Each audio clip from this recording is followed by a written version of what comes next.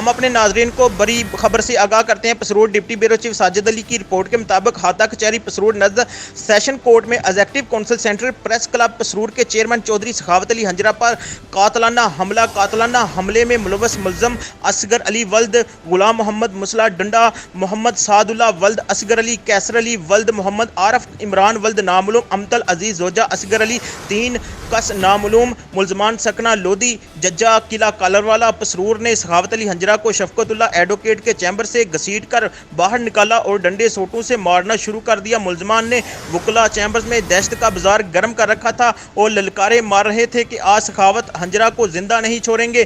جان سے مارنے کے لیے چھت سے نیچے دھکا دے دیا۔ سخاوت علی ہنجرہ کے بیٹے نے 15 پر کال کی۔ پولیس کے پہنچنے تک ملزمان اسلحہ اور ڈنڈے سوٹے لہراتے ہوئے جائے وقوع سے بھاگنے میں کامیاب ہو گئے۔ وکلا برادری، سول سوسائٹی اور صحافی تنظیموں کا سخاوت علی ہنجرہ پر قاتلانہ حملے کی شدید مذمت۔